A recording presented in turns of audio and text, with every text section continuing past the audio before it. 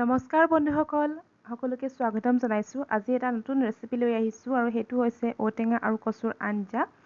একেবাৰে সহজ আৰু কম সময়তে হোৱা এখন আঞ্জা।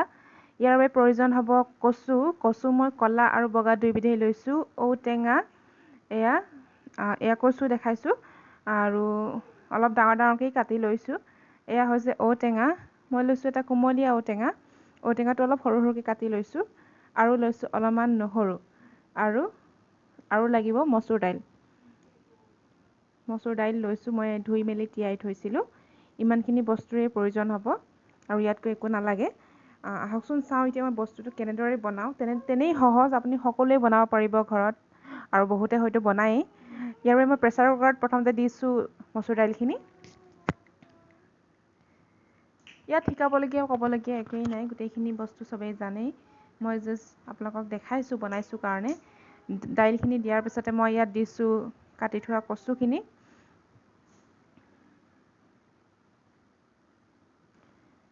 কচু যিহেতু আমাৰ স্বাস্থ্যৰ কাৰণে বহুতেই উপকাৰী, গতিকে কচুটো মাজে সময়ে খাই থাকিব লাগে আৰু আমিও মাজে সময়ে খাওঁ, কেতিয়াবা জালুকৰ লগত, কেতিয়াবা টেঙা দি। গতিকে আৰু এতিয়া যিহেতু গৰমৰ বতৰ, গতিকে টেঙা দি বেছি ভাল লাগে, জালুক খাবলৈ বেয়া গৰমত।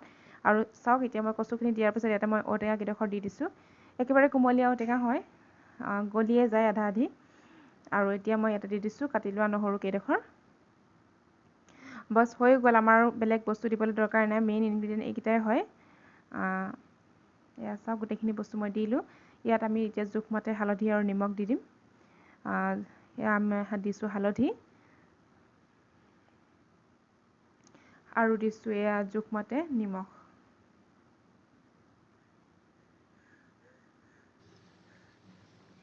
আৰু এতিয়া আপুনি ইয়াত দিব পানীটো জোলটো কিমান পৰিমাণে লাগে সেইটো হিচাপত পানীটো দিব। বেছি পনীয়া হ'লেও বেয়া লাগে আৰু বৰ এটা বেছি ডাঠো কৰিব নালাগে। গৰম দিনত অকণ পনীয়াকৈ খায়ো ভাল লাগে, গতিকে সেইটো অনুযায়ী আপুনি পানী দিব পাৰে। মই এটা মিডিয়াম জোখতে দিছোঁ। পানী দিয়াৰ পিছত মই দিছোঁ অলপমান মিঠাতেল। এই মিঠাতেলটো অপশ্যনেল হয়, আপোনালোকে দিবও পাৰে নিদিবও পাৰে, কোনো কথা নাই। মই অলপ মিঠাতেল দি দিছোঁ আৰু এইটো যিহেতু আমি আৰু তেল নামাৰোঁ, একো নকৰোঁ, এনেকৈয়ে খাম, গতিকে মই অলপমান দি দিছোঁ। আৰু এতিয়া কুকাৰৰ ঢাকনিখন লগাই পিনে প্ৰায় আপোনাৰ 5টামান হুইছেল অহালৈ ৰখাই থ'ম।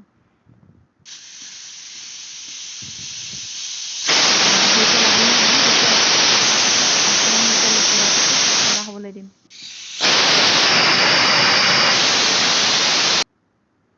আৰু এয়া গেছখিনি গৈছেই। এতিয়া মই খুলি দেখাইছোঁ আপোনালোকক কেনেকুৱা হৈছে। আৰু এয়া দেখিছেনে কি ধুনীয়া হৈছে। ইয়াত একোৱেই দিয়া নাই, কিন্তু কালাৰটো চাওক ইমান ধুনীয়া হৈছে। আৰু হেতাৰে এতিয়া অকণমান লৰাই মেলি কচুখিনি অকণমান ভাঙি দিব। গোটেইখিনি গলি আছে যিহেতু, গতিকে হেতাখন মাৰি দিয়াৰ লগে লগে গোটেইখিনি ভাঙিয়ে যায়। এতিয়া মই আপোনাক উলিয়াই দেখাম। এয়া চাওক কিমান